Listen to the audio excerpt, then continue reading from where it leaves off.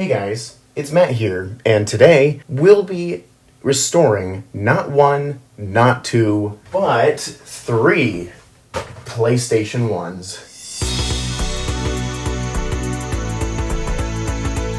So here we have our first PlayStation 1 here. So this model is actually one of the more rarer models from what I've been told, and it actually has the AV jacks on the back along with the RFU DC out or whatever that port is. But this is the only PlayStation I've got that has these ports. So yeah, this is actually one that's really special to me because it's one of the rarer ones. So this is one that I'll be prioritizing the restore on, and you can see mechanisms work fine. I can put a disc in there, I can close the tray, it doesn't have any sticking problems, which is good because I actually was kind of expecting that to have problems. And the console itself, we'll test this in a minute, and all the buttons seem to click. Like I said, this works. So that's console number one. So let's move this out of the way and grab the second one that I've got. This one is actually in better condition than the other ones, but this is the not so common, or this is the more common model with just the two ports here. And this is actually missing the door here, unfortunately. That kind of sucks. But this also has a fine mechanism here. Oh, close. And the buttons on it, very clicky. Sound good to me. So let's move on to the third PlayStation 1 here. This one is not so good. This one you can see is quite yellowed on the front. You can see the contrast between the ports and this here. And you can also see on the back, this also has the missing door and it has the no composite ports. Yeah, there's also some marks on the back of the console itself, which is not particularly great. And you can see, yeah, the front needs some retro brighting. I don't actually have the materials for that, so I'm not actually going to cover that in this video. Maybe I'll do another video on it, but another issue that this one has is these buttons are perfectly clicky, that's fine, but this. So the mechanism itself works fine, but if you didn't notice, that button got stuck. And that means I can't actually close the lid without actually putting the side of it like that to unstick the button. Yeah, what we're going to do though is test all of these and make sure that they power on. I don't actually have a TV or any kind of adapters to get these ones working with these ports. So I'll test them on the desk here. I have a power plug sitting right there that will test all of the PlayStations. So we can test to see if their optical drives work and such. So let's do that. So while we have this one on the desk here, I might as well take a test, get this one on and plugged in. You can see this is my Canon battery charger here, but it uses the standard 2-prong connector, which this PlayStation actually uses as well. So let's get that plugged in right here. And you can see it actually already turned on. So that's good to see. So you can actually hear the optical drive in there spin up as well. I'm going to grab a CD. I don't have any PlayStation games, unfortunately, but I can get a CD to test and see if the optical drive spins up. Open this up, and there's also a button here, so I can hold that down while it spins it, so I can actually see what's going on. Yes, I know this is not exactly a fair test for this device, but it would at least let me know and see how healthy this spinning mechanism is here. So I'm going to need to use a pen or something to push that button down, so let me see if I can find something that I can actually use to push that down. Because I actually have, off camera, I have turned these on and have tested them. They all do power on, but I have not tested their optical drives very thoroughly yet, so that's what we're going to do now. So hold the power button, or not the power button, hold this button here.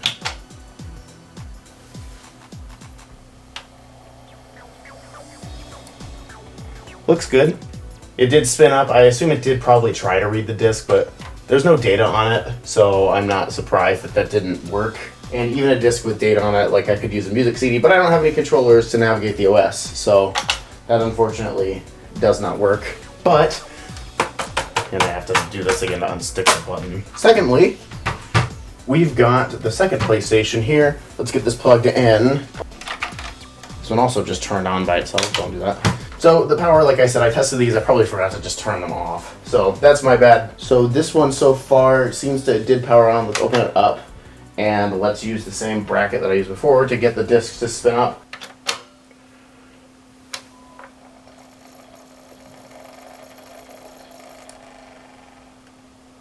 I wouldn't be surprised. I don't know if you heard the sounds that was making. They didn't sound bad, but they did sound a lot different than the other one did. There aren't any scratches on the disc, which is good. I'll probably post a second video on this once I get controllers and games and other things that I can actually run on here. So yeah, we're gonna do that and see obviously what we can do with that. Now I actually can test this one on a TV. This is the one with the AV jacks. I can actually test this one on TV And I will actually record a part in this video. You'll see it later on of me testing this one, making sure it works. But yeah, this is mainly just a restoration video, and it's a very simple one at that, since I don't have Retro Bright to actually fix the other one. Since I don't have any Retro Bright to make the other one not so yellow. That would be a good experiment though, because I have 3 of them. So if one ends up not working properly, I can swap parts with the one that needs to be Retro Brighted, and then use the plastics as kind of like an experiment to see if I can make that look any better. I've never done retro writing in my life before, so I need to buy the chemicals and all that. So that's why I haven't done it yet. So finally, this one here. This one actually looks kind of okay. I would say it's the second best one because it's not yellow, but it's got a lot of splotches and other things on it. So get this one plugged in here. Open it up and pop in a disc. There's a hair in here.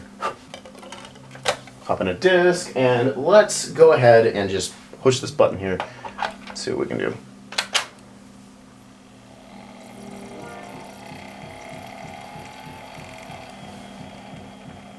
It's interesting because they all seem to respond differently to the disc. That one spun this one up a lot. So I'm curious how that would actually look on a TV, because this PlayStation, obviously, oh, you can actually see, look at that. I didn't even notice that until just now. The drive mechanisms are different in this one. See how the laser on this one's over here? Check it out.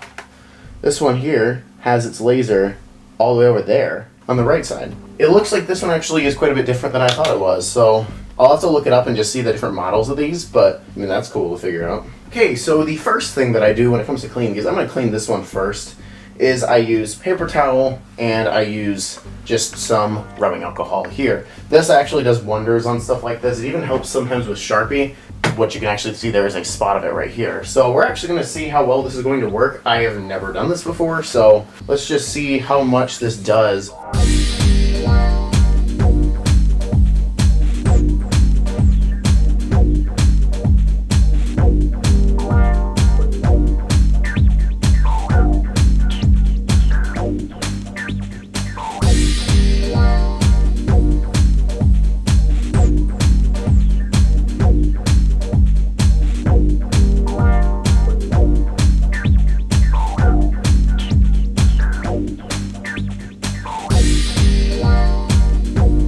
Oh yeah, you can even see right here, there's a scuff. I don't know how well the camera is going to pick that up, but there's a scuff right there. So it looks like it was probably, oh goodness, oh, that was not a good sound. There's something rattling in here. That's not a good sound. Yeah, maybe I will have to open this one up after all and see what's causing that. But anyways, back to cleaning.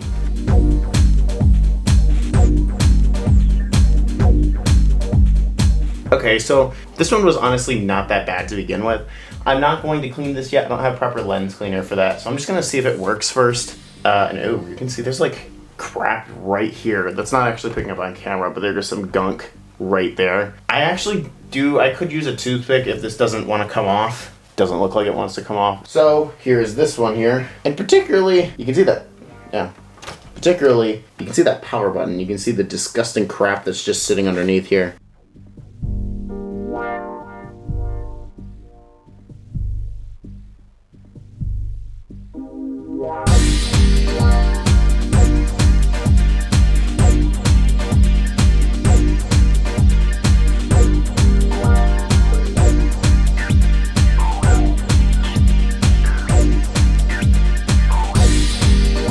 This spot right here looks like a bit of adhesive or something like that. I don't know what this is.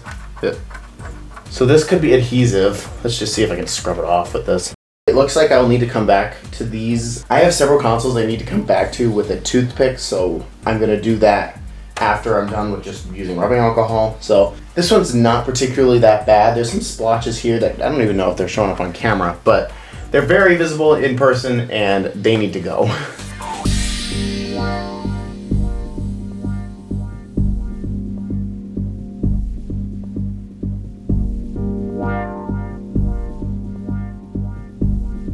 Mostly the issue in these consoles is just there's crumbs and other gunk just stuck in here. That's mainly the, oh my gosh. Hey, well, it looks like I'm going to need to come back with a toothpick on all of these because there's crumbs and crap stuck between these little grommets here. These aren't just I think it just ran out of recording time. These here, and I actually just got a decent bit out by doing that, but these are like grommets that actually stick in just a little bit. It doesn't really look like it too much on camera, but these are actually grommets that just stick in, and there's like a groove in there. It kind of is like this part right here. Looks like I'm going to just need to come back with a toothpick and clean off some of that. For now, move on to the bottom of the computer. Let's move on to the bottom of the console. It doesn't really, oh goodness, this one's actually missing feet. That's lovely, I didn't even notice that.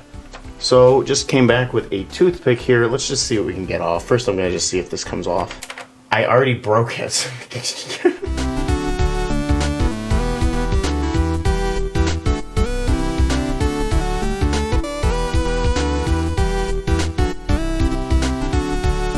It's really just this bottom grommet especially is just disgusting. And you guys can't see that, unfortunately. And this was the one I was gonna try to work on here, is see, can a toothpick actually? Yep, kind of figured that would work. Toothpick just chews right through that. I got the camera zoomed in a bit better so you can see what's going on. You can see just the toothpick just chews right through this, whatever it is. Yeah, sometimes mechanical removal is one of the best ways to clean off this stuff. Whatever that was, it is now gone. I might go over with rubbing alcohol to see what else I can get off. There's like a mark here that it looks like I could get off, so I'll do that later. Yeah, that's one spot here too. See that crap by the power button? And yeah, a toothpick just gets that super easily. It looks like I'm gonna still need to go over that with rubbing alcohol just because it's more than just kind of crap here, and I apparently missed the entire uphill drive in here. Just go over that with the toothpick here.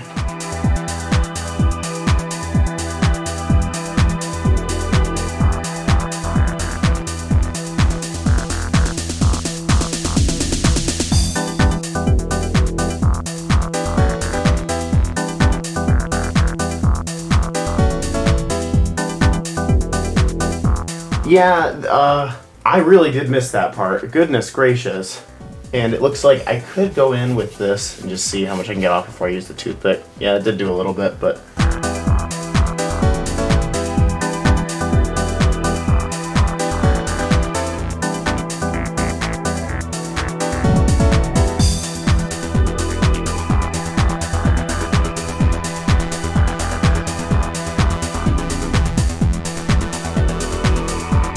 Looks like the power button here is actually scratched. It is. That's scratched. There's still some dirt inside the scratches, so I can at least make it look a little better. And this button got stuck again. And yeah, this gunk is proving very much to not want to come off. So let me see. This one needs some more work anyways off camera. I've gotten obviously most of this, but I'm just not willing to keep recording that. My back gets sore super easily from this, so this is stupid button stuck again. Finally, the toothpick moment for the console that I can actually test on camera, and I'll do this later. Yeah, you can already see there's gunk and stuff right there. So I zoomed in the camera just a little bit here, and you can see the gunk. You can very clearly see that in there, and I can scratch this out. Yeah, there you go. And you can even see on this side here, there's the gunk as well. Here we go.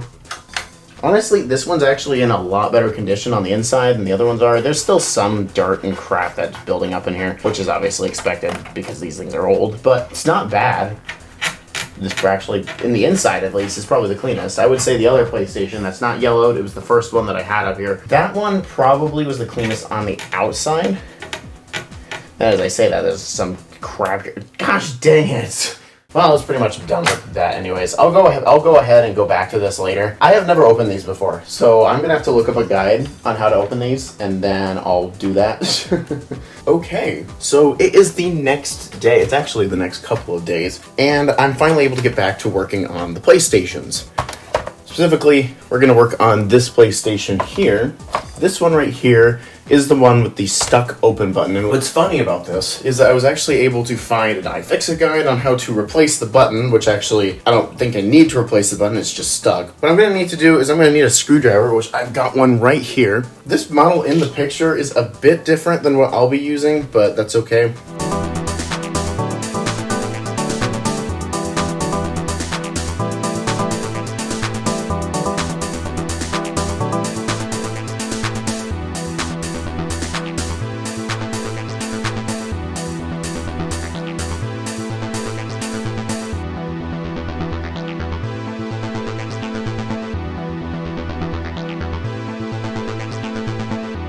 From the guide, it just says remove the top cover. Okay, yeah. They said it was very easy. They were not kidding. That was literally one of the most easiest things. So this part's actually completely irrelevant. It is disgusting in here though, so I might clean that out before I'm done. But that is the part that matters. And you can actually see this is the eject mechanism, and you can see when I push the button, it just sticks. And if I push it back, you can see then it unsticks, and then I can actually close the lid. You can see it stays closed. This button comes out like that, which pushes the spring in like that, and it does not go back, so it cannot actually release. So that's why that does not work. There are 2 screws here, so we're going to disassemble the mechanism.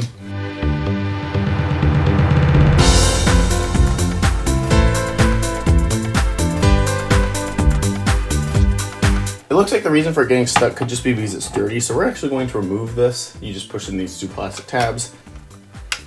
Like that. And honestly, the button itself does not look dirty, but the inside of this definitely is dirty. So I'm going to go in and clean that out.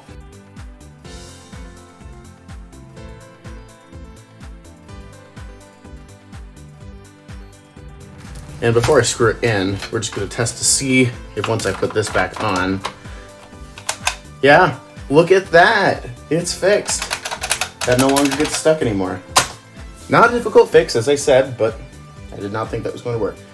So let's get this one screwed back together. Like I said, I'll worry about retrobrighting the thing later.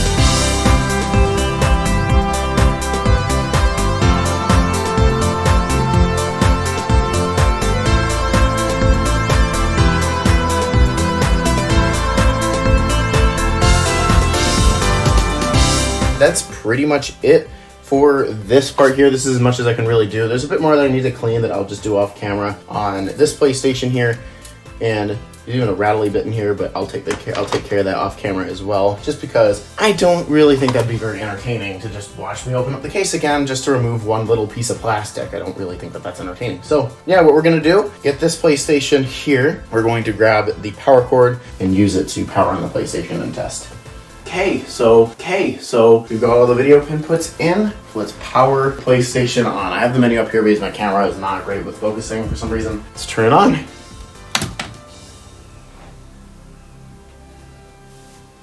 Nothing.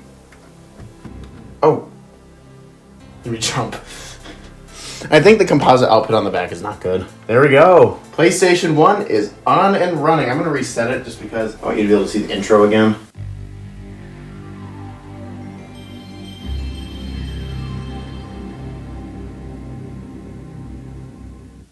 And it works. Now, I don't have any discs that I can use.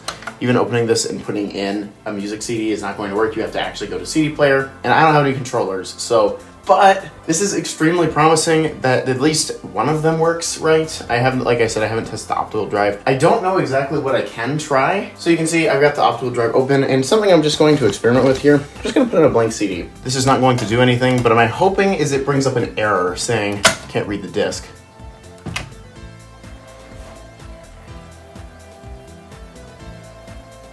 I think I screwed up I screwed up the output.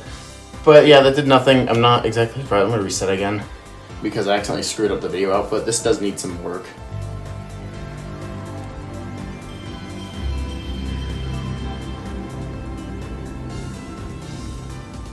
So what it does is, yeah, I'm not surprised by that. It doesn't really succeed at reading the disc, mainly because it's blank. So what I did is I actually brought a couple more things to test in here, and the camera still is really not recording the screen well. What we're gonna do, let's try a PC disc. It's a greetings card application. This very much should be able to read something from this disc.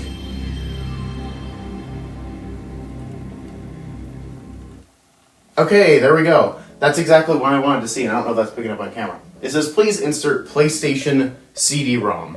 And you know what? Because I'm a weirdo, we're gonna try an Xbox game. This doesn't even have a game in it. Let me go get it. There we go. Got the camera to like it just a bit better. yeah, now you can at least see the screen that I was getting. And we're gonna pop in a 360 game and see what happens.